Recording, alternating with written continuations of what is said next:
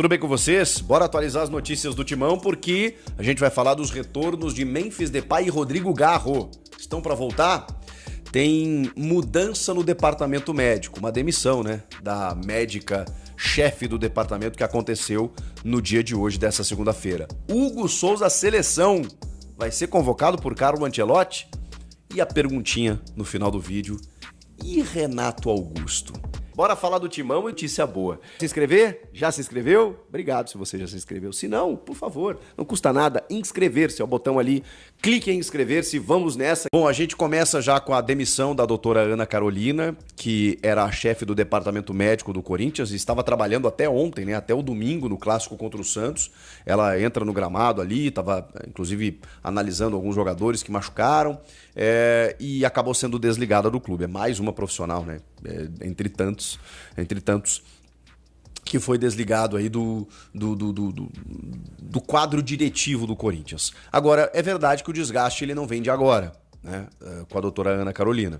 O próprio Emiliano Dias já tinha revelado aí alguns confrontos, alguns conflitos, melhor dizendo, recentes em relação a alguns jogadores, algumas divergências. O Rodrigo Garro, por exemplo, optou por um tratamento diferente na Espanha e tal, o que também é bem comum nos clubes, tá? No Grêmio, por exemplo, o Bright White, que teve uma lesão recente, foi tratar na Espanha também. A gente sabe que às vezes eles procuram médicos da confiança dos caras, né? O ideal é tratar no clube? Mas às vezes, enfim, isso acontece. Então, o que eu quero dizer é que eu não acho que seja por isso. É que vem, acho que, uma somatória, né? Uma série de coisas que acaba... né? A gota que transborda o copo, né? O médico que o Garro foi consultar na Espanha, indicado pelo Memphis, inclusive. Mas enfim, teve a questão do Mateuzinho, né? Que talvez tenha sido o estopim, porque o Dorival ficou muito estranhado, né? Ele ficou muito surpreso com a não ida do Mateuzinho pro jogo. E aí ele acabou improvisando, e vou dizer, Dorival achou o time, tá? Defensivamente ali, são os três com o Félix Torres ali pelo lado. É isso aí mesmo, tá? Claro que o Mateuzinho é titular, mas na ausência dele, ele acabou encontrando essa solução. Mas espantou o Dorival porque tem informações de bastidores, acho que a galera do meu timão que apurou, que ele não iria para o jogo contra o Racing do Uruguai e ela liberou. Depois, ele já estava com algumas dores. Depois que ele foi vetado, porque ele sentiu dores, obviamente acabou agravando, né? E aí ele acabou sendo vetado dos treinos e do jogo. E o Dorival provavelmente contava com o Mateuzinho. Enfim, o clube diz que uma coisa não tem a ver com a outra, mas foi estranho, né? Porque o Dorival acabou, digamos assim, criticando a logística, né? O cronograma, o planejamento do departamento médico. Mas tiveram outras situações, né? Que aí eu nem sei, realmente não sei se está na atribuição dela, que é a questão do Diego Palacios, né? Com uma série de complicações que acaba não conseguindo voltar. Provavelmente ele tem uma lesão crônica ali, né? Que também tenha agravado o processo, ou teve algum problema ali na condução das coisas. Enfim, mas muitas reclamações da comissão técnica anterior e a comissão técnica atual acabou reclamando também. E por conta disso, teve o Hugo também. Lembrei aqui que o Emiliano Dias reclamou bastante. O Hugo ficou de fora de uma parte do Paulista, né, da primeira parte, e felizmente acabou chegando na reta final e até decidindo o título para o Corinthians. Mas enfim, foram muitas reclamações e a doutora acabou sendo demitida do cargo nessa segunda-feira. Mas falando sobre lesões, claro, né, que o Memphis fez falta no domingo e o Garro vem fazendo falta. O Memphis está trabalhando em 3 períodos, fez um esforço danado, porque a lesão que ele tem, ela não necessita cirurgia, mas necessita um tratamento intensivo para você poder retornar. Ele tentou até o último instante voltar contra o Santos e não foi possível. Contra o Novo Horizontino nesta quarta-feira, ele também não vai retornar. Ele está trabalhando intensivamente, mas ele ainda não está 100%. Então a tendência é que o Memphis retorne no sábado, diante do Atlético Mineiro pelo Campeonato Brasileiro, sábado, 21h. Essa é a tendência, ele vai trabalhar a semana inteira para isso e provavelmente fique de fora desse jogo contra o Novo Horizontino. O Rodrigo Garro avança, né, com passos de formiga e com vontade, né, contrariando o Lulu Santos, mas ele está próximo de retornar. É que o cronograma para Garro voltar é 1º de junho, então a gente está aí 10, 12 dias... então tá dentro do processo, né? Ele essa semana, essa segunda-feira, ele trabalhou parcialmente com o elenco, já vem trabalhando com bola e aos pouquinhos vem se soltando para que essa semana ele já possa trabalhar com o elenco e aí na semana que vem a Vera, na outra semana, né? Sem ser essa na outra, ele já poder retornar no dia 1º de junho, diante do Vitória pelo Campeonato Brasileiro. Essa é a expectativa do Garro retornar. Tá tudo dentro do esquema, 2 meses que ele não entra em campo, então todo cuidado é pouco, né? Provavelmente não como titular, entrando minutinhos finais ali para ele soltar a musculatura e tudo mais, e aí o pessoal sentir se a tendinopatia patelar foi realmente solucionada. O Rodrigo Garro próximo de voltar, mas vamos lá, né? Nas plenas condições, acredito que depois do Mundial. É um retorno que está acontecendo agora e tem que ser monitorado, tem que ser observado. Rodrigo Garro está próximo, mas o Memphis mais próximo ainda. Eu queria falar sobre o Hugo Souza Seleção, porque vazou aí a pré-lista do Carlo Ancelotti e muita gente imaginava que os jogadores brasileiros não seriam vistos, né? Poxa, vai ser uma convocação totalmente europeia. Eu até pensava isso, né? Bom, a convocação ainda não saiu, mas dentro da pré-lista o leque abriu bem. Abriu bem, aí a gente tem vários jogadores do Flamengo, tem jogadores de outras equipes e o Hugo Souza está na pré-lista. São 50 nomes, né? Então a gente não sabe, evidentemente, se ele vai ser convocado. Agora, não deixa de ser uma novidade, um prêmio, uma motivação para o próprio Hugo, né? E uma possibilidade de que daqui a pouco, se ele não vai nessa convocação, de que ele está sendo monitorado como um dos principais goleiros do futebol brasileiro hoje. O Ancelotti tratou, né, dessa pré-lista, dessa pré-convocação com o Juan e com o Rodrigo Caetano. E esses estão por aqui, né? O zagueiro, ex-zagueiro Juan, né? Hoje gerente lá da CBF. E eles estão por aqui, estão acompanhando o futebol brasileiro. E não teria como ser diferente, né, gente? O Hugo vem sendo um dos principais goleiros, se não o principal goleiro do futebol brasileiro nessa temporada, do ano passado para cá. Então merece realmente estar pelo menos no radar. E eu tenho certeza que isso serve como uma injeção de ânimo para o Hugo continuar fazendo o trabalho dele. E quem sabe, né? Quem sabe ele até possa ser chamado. A gente sabe que o Alisson foi campeão da Premier League lá, voltou a viver uma grande fase no seu clube. Eu sei que a galera não aguenta mais ele na seleção, mas na Europa o Alisson ainda sobra, né? O Ederson não vive machucado, né? Mas não vive uma grande fase. O Bento tá no futebol da Arábia Saudita e quando foi para a seleção também não deu conta do recado. E aqui no Brasil a gente tem grandes goleiros também, né? Enfim, e acho que o Hugo, poxa, dispensa comentários, né? Então vamos aguardar se ele vai ser chamado. E aquela perguntinha para terminar o vídeo sobre o Renato Augusto, calma, não tem nenhuma informação sobre isso, é só uma perguntinha mesmo. É muito difícil que aconteça isso que eu vou falar com vocês a partir de agora, mas já vi um zum na rede social de pessoas e torcedores tratando como uma possibilidade. Por quê? Porque o Renato Augusto, vocês viram, né, rescindiu, ou o Fluminense rescindiu com ele, né, ou foi um comum acordo, enfim, o Renato Augusto está livre no mercado.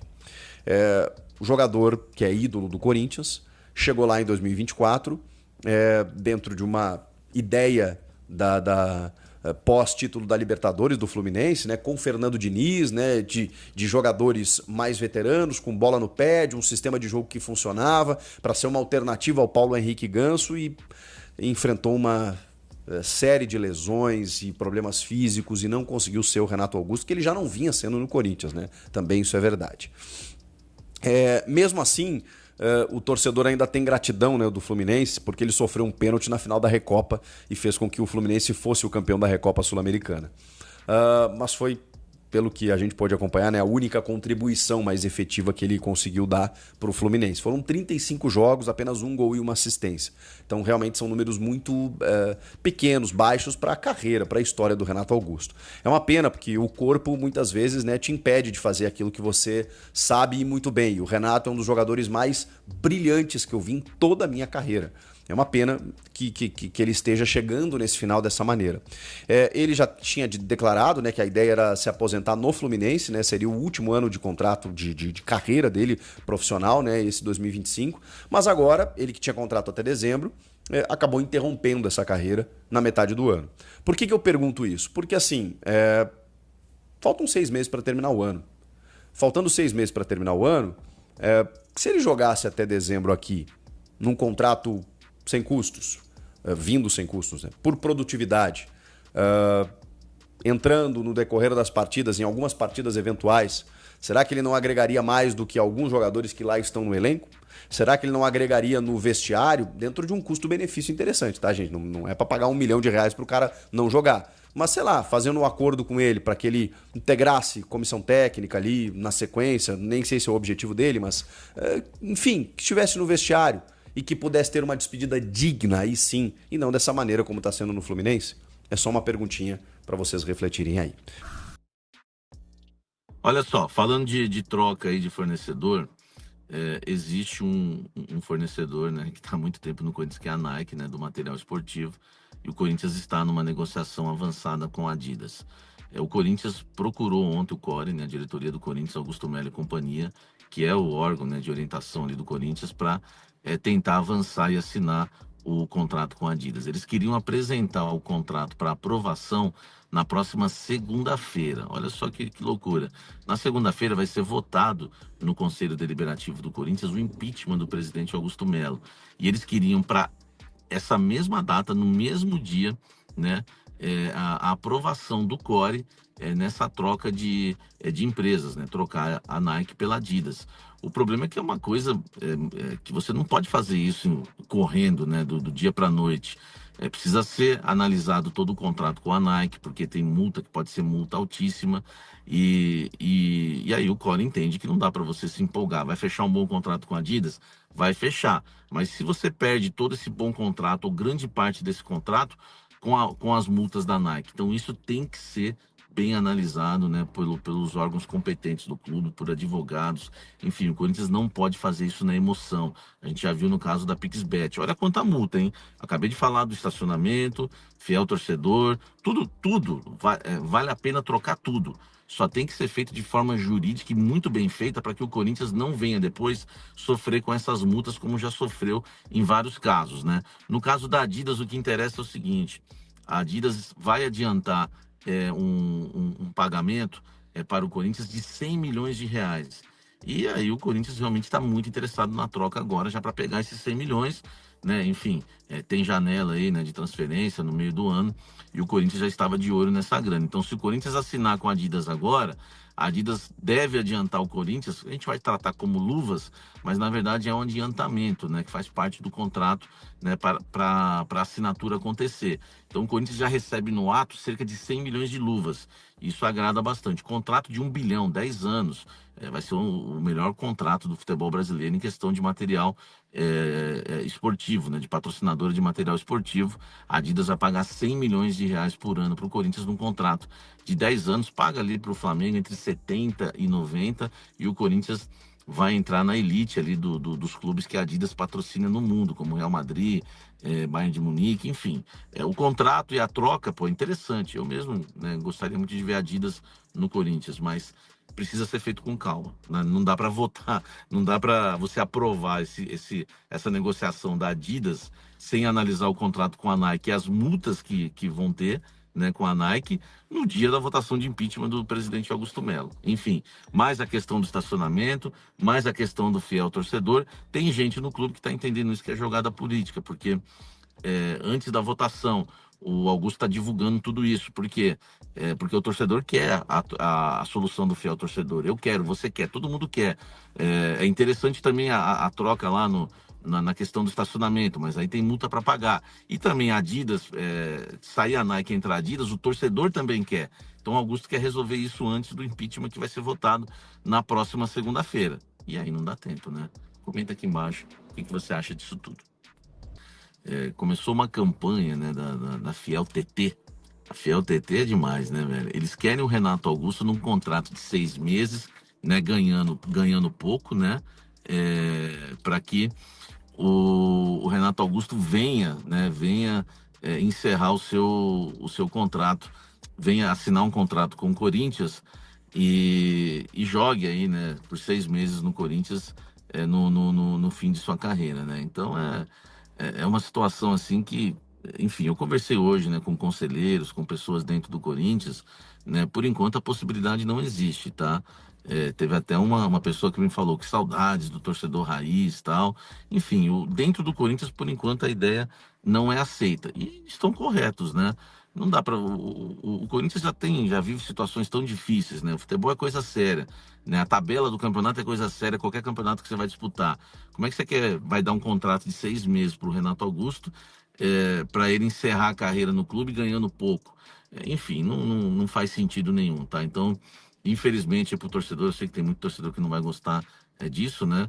já chegou lá dentro do Corinthians, tá? Esse burburinho, né? Que da Fiel TT, enfim, de alguns torcedores que gostariam de ver o Renato Augusto encerrando, né, a carreira no Corinthians. Ele que deixou o Fluminense, rescindiu o contrato nesta segunda-feira com o Fluminense, está livre no mercado, acho que vai encerrar a carreira.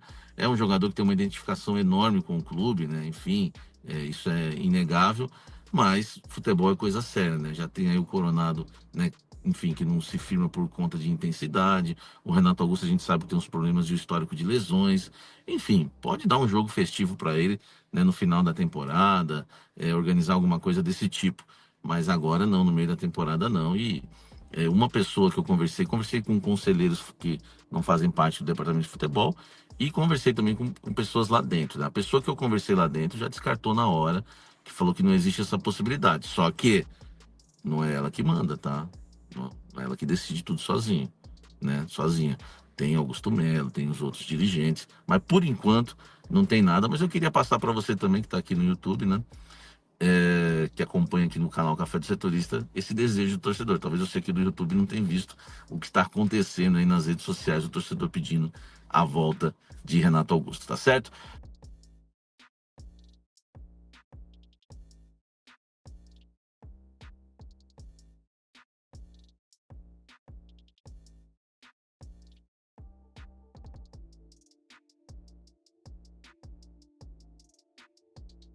Fala, fiel. Uma revelação preocupante do atacante Thales Magno deixou a torcida de orelha em pé. Mesmo já voltando aos gramados, o jogador contou que ainda sofre com as condições de uma infecção pulmonar e, o pior, perdeu massa muscular e chegou a jogar debilitado. Segundo o portal Meu Timão, Thales admitiu que não está 100% recuperado da infecção do pulmão e relatou uma perda visível física. De massa, perdi uns 2 a 3 quilos. É perceptível no meu corpo que perdi massa. Quando olho para minhas pernas e pego no meu corpo, é perceptível, revelou o jogador. A situação se agravou após o jogo contra o Fluminense. Mesmo debilitado e com febre, ele entrou em campo no sacrifício. No estádio, todo mundo estava aquecendo e eu fiquei na enfermaria com soro, também tentando baixar a febre, para ver se eu jogava ou não jogava, desabafou Thales. Essas declarações mostram a entrega do atleta, mas também levantam um alerta importante sobre a condição física do elenco. Thales está se recuperando para ajudar o Timão, mas o clube precisa estar atento para não forçar nenhum jogador além do limite. O cuidado com a saúde dos atletas deve ser prioridade, principalmente em um momento tão delicado da temporada. E aí, nação corintiana, você acha que o Thales deveria ter entrado em campo nessas condições? Ou era melhor ter poupado e preservado o jogador? Comenta aqui embaixo, deixa seu like, se inscreve no canal e compartilha esse vídeo com aquele amigo que precisa saber da real situação do elenco. E vai Corinthians!